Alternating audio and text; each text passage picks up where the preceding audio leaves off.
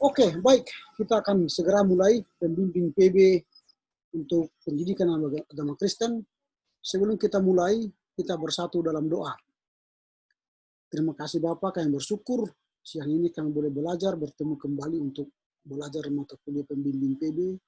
Kiranya Tuhan menyertai kami sehingga kami boleh memahami, mengerti apa yang kami pelajari yang akan berguna kelak dalam masa depan kami. Terpujilah Engkau Bapa demi Kristus. Amin. Baik, hari ini kita akan masuk pada pembimbing. Pembimbing ini masih berbicara soal latar belakang, soal kehidupan sosial dari perjanjian baru itu. Nanti kita akan melihat, lalu nanti lebih dalam kita akan gali apa tujuan daripada pembimbingan ini. Sehingga nanti sama seperti kita mau masuk ke dalam sebuah daerah, tentu kita harus mengenal daerah itu dengan baik. Nah, buku-buku yang akan kita gunakan nanti ada banyak, tapi saya masih berusaha untuk mencari buku elektronik supaya tak usah, mungkin di kampung tidak ada, di tempat kita tidak ada. Misalnya bukunya Samuel B. Hack, ini Perjanjian Baru, ini baru terbit tahun yang lalu. Ini bisa kita gunakan nanti. Lalu ada Willie Maxon, pengantar Perjanjian Baru. Lalu ada John Drain, ini ada memahami Perjanjian Baru. Ada studi Perjanjian Baru bagi pemula dari bukunya Bruce Chilton. Lalu ada buku An Introduction to the New Testament, tulisan Carson Douglas Moore, ini tebal. Lalu ada juga Survei Perjanjian Baru, karangan dari Merrill Tenney. Dan masih banyak tentunya buku-buku Perjanjian Baru yang tidak bisa kita sebut satu persatu. Tapi itu akan membekali kita nanti dalam studi Perjanjian Baru ini. Nah, karena ini masih pengantar, tentu tidak akan sebegitu mendalam kita bahas. Nah, baik, kita akan membahas lebih dalam lagi materi kita. Dalam memahami Perjanjian Baru, kita harus melihat latar belakang sosialnya, kemudian bagaimana latar belakang ekonominya, latar belakang agamanya dan sebagainya. Nah, coba kita lihat misalnya apa sebenarnya pengantar Perjanjian Baru itu, sehingga kita harus belajar satu semester ke depan. Nah, pengantar ini merupakan sebuah mata kuliah yang masih mengantar kita masuk pada sebuah penjarahan atau penelusuran lebih dalam tentang Perjanjian Baru.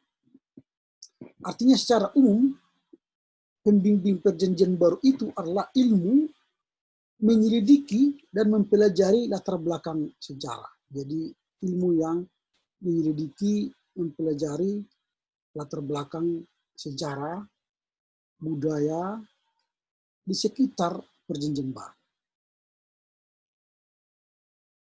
Nah itu ya, jadi kita masih hanya menyelidiki sedikit dari latar belakang itu. Tujuannya mempelajari Perjanjian Baru ini adalah untuk mendapatkan apa? Mendapatkan informasi tentang latar belakang dunia dan penulisan kitab-kitab, sehingga dapat memperkaya wawasan kita dalam memberikan interpretasi atau penafsiran yang tepat terhadap isi dan pengertian firman Tuhan yang diinspirasikan dalam kitab-kitab. Jadi itu intinya. Jadi kita hendak mencari informasi latar belakang penulisan kitab, sehingga itu menambah wawasan kita untuk menafsirkan tentang isu-isu atau isi dari firman Tuhan itu sendiri. Nah, kalau nanti kita baca bukunya Braverman, dalam bukunya Pembimbing ke dalam Perjanjian Baru, maka dia membagi ilmu pembimbing ini ke dalam dua bagian. Yang pertama itu pembimbing khusus, dan yang kedua pembimbing umum. Disebut pembimbing khusus karena memeriksa seluk-beluk kitab-kitab satu persatu. Jadi nanti kita akan memeriksa seluk-beluk kitab-kitab satu persatu. Jadi nanti mulai dari Matius, Markus, Lukas, Yohanes, kita periksa satu persatu. Itu yang disebut dengan pembimbing khusus. Nah, kalau disebut misalnya ilmu umum, memeriksa kitab-kitab perjanjian baru secara keseluruhan. Termasuk di dalamnya nanti ada textual criticism atau ilmu salinan atau juga kanonisasi. Nah, kemudian setelah itu kita akan mendapatkan pemahaman yang jelas soal pembagian perjanjian baru itu. Ya, kalau kita lihat perjanjian baru itu kan secara keseluruhan kitab itu kan terdiri dari 27 kitab. Tetapi yang 27 kitab ini dibagi dalam 3 bagian. Yang pertama itu kitab sejarah, mulai dari kitab Injil, Matius, Markus, Lukas, Yohanes, ditambah 1 kisah para rasul. Berarti ini ada 5 kitab. Berarti ini ada 5. Kemudian kitab-kitab surat-surat itu dibagi 2. Surat-surat Paulus 13 tambah surat Ibrani. Berarti ini ada 14.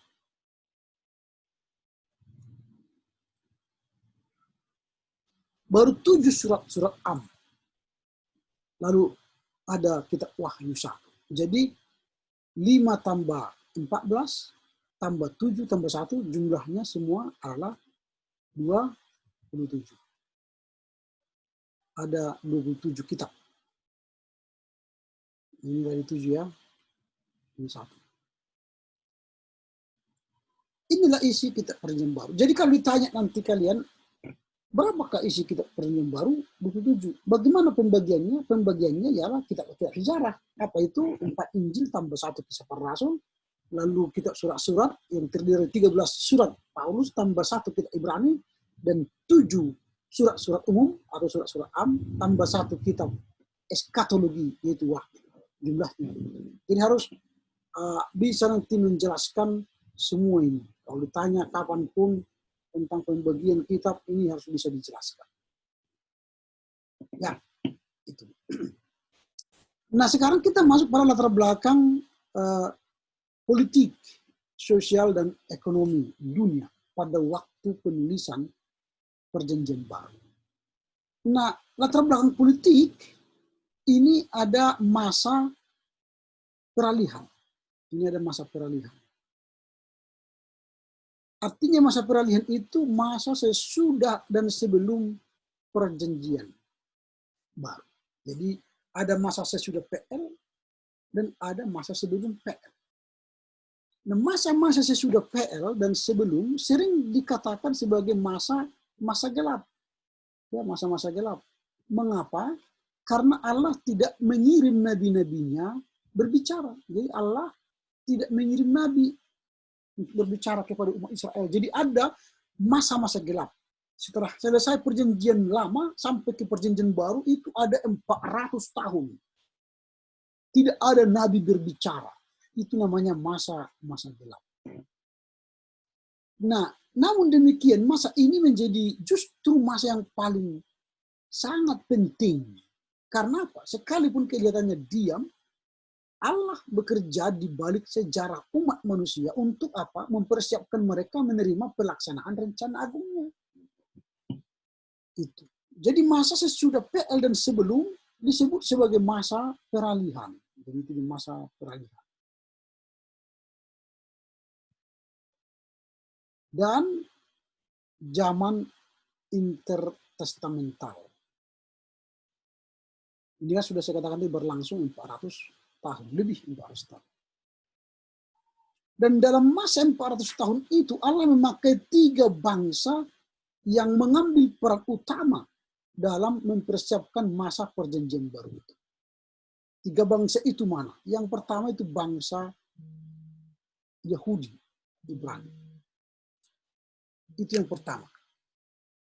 Lalu bangsa yang kedua adalah bangsa Yunani.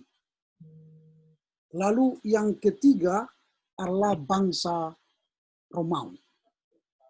Inilah bangsa yang terkenal pada masa itu. Sehingga pada masa itu ada 3 bangsa yang menjadi pembentuk dari masa perjanjian baru.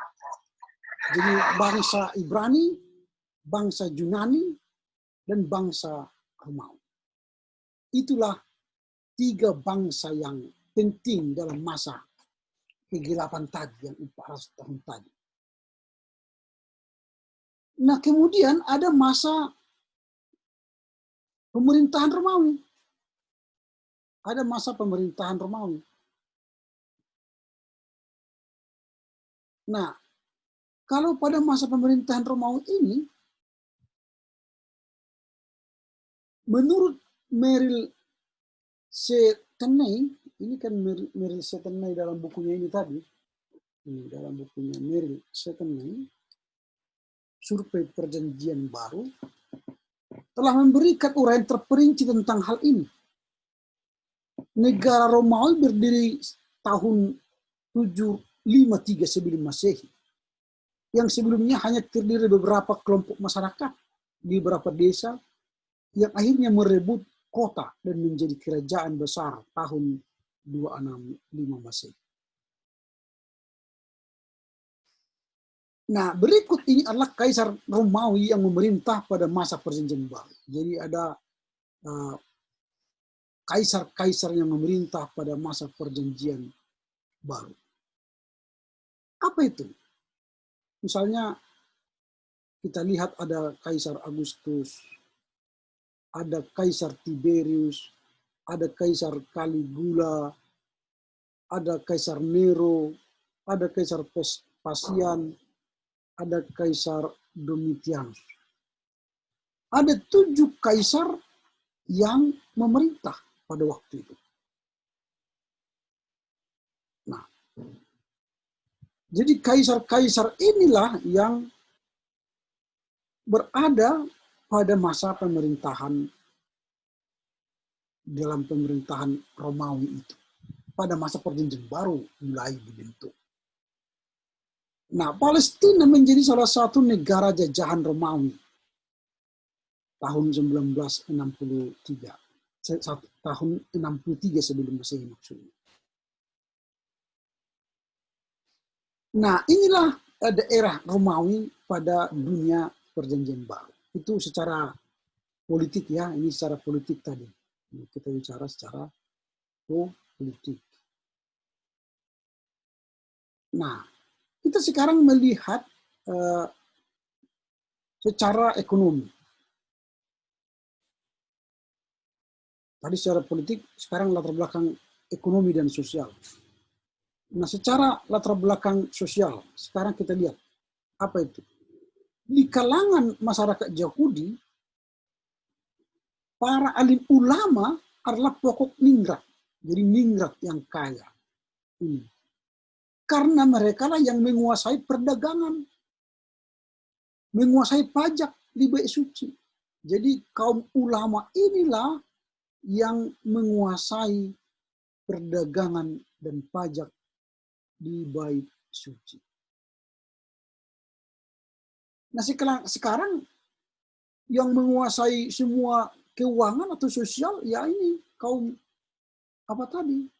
Kaum ulama tadi. Sedangkan kelompok mayoritas penduduk biasanya miskin. Tapi mereka mengambil uang dari orang miskin ini dalam perdagangan pajak di Bait Suci. Sementara mata pencarian yang mayoritas tadi adalah petani, peternak, nelayan, dan wira swasta kecil. Nah, dalam masyarakat non-Yahudi ada pembagian kelas juga. Ini tadi kan dalam kelas sosial manusia orang Yahudi. Nah, non-Yahudi ada kaum ningrat, ya, kelas menengah, jelata, dan budak, penjahat. Itu di kalangan masyarakat non-Yahudi. Kalau Yahudi tadi, ulama, itulah ningrat tertinggi ulama ini. Inilah secara sosial. Nah, sekarang kita lihat secara ekonomi. Latar belakang ekonomi, keadaan tanah, daerah, laut, tengah, masa itu cukup subur. Subur, sehingga hasil pertanian menjadi sumber utama. Jadi pertanian menjadi sumber utama. Industri belum berkembang hanya untuk menghasilkan kebutuhan sehari-hari. Misalnya bejana, kain linen, hasil keramik, barang rumah tangga. Barang-barang mahal pada waktu itu adalah hasil import negara lain. Nah, mata uang mereka waktu itu adalah logam. Mata uang logam. Yang disebut dengan dinar. Nah, kemudian uang emas, aureus atau pound. Nah, 1 dinar adalah upah pekerja untuk 1 hari kerja. 1 dinar itu 1 hari kerja. Itu ya, itulah dulu soal yang apa namanya soal mata uang di dunia perjanjian baru.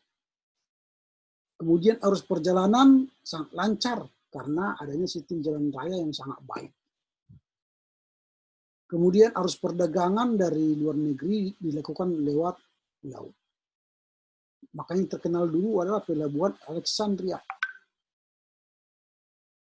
Nah ini dulu sampai di sini dulu kita bahas soal latar belakang dari perjanjian baru.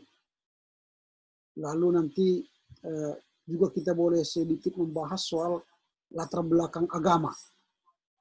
Ini sekarang latar belakang agama dalam perjanjian baru. Nah, latar belakang agama dalam dunia perjanjian baru, secara duniawi waktu itu mereka percaya pada ilmu pengetahuan, kemudian menikmati hiburan, kemudian punya bahasa, mempunyai sistem pendidikan. Lalu agama yang ada pada waktu itu adalah agama primitif, yang percaya kepada dewa-dewa, dan kemudian agama Yudaisme. Nah, inilah agama yang ada pada saat itu. Pusat ibadah mereka di Yerusalem. Dan tempat ibadah mereka di sinagoge. Bentuk ibadah mereka ada pembacaan pengakuan iman, pembacaan doa, kemudian diikuti dengan khotbah. Nah, aliran-aliran yang ada pada mereka waktu itu ada kaum Farisi, ada kaum Saduki, ada kaum Zilot, ada kaum Esseni, ada kaum Helenis. Kemudian ada juga hari raya mereka. Hari raya Paskah Pondok Daun, ya, hari raya Paskah, hari raya Roti Tidak Beragi, hari raya Pentakosta, hari raya Tahun Baru, Perdamaian, hari raya Pondok Daun. Ini hari raya mereka. Ada juga hari raya Purim, hari raya Serunai, dan hari raya lainnya. Ini hari raya orang Yahudi. Nah, inilah dulu pembimbing yang bisa kita bahas hal ini. Nanti kita boleh tanya jawab. Karena ini waktunya sudah habis. Lalu saya undang lagi nanti. Disitulah kita bisa tanya jawab. Oke ya, saya ulangi, saya undangnya. Baru nanti kita di situ diskusi. Karena ini sudah habis 40 menit. Karena ini kan 40 menit. Baik, saya tutup di sini. Nanti saya undang lagi untuk termin tanya jawab. Terima kasih.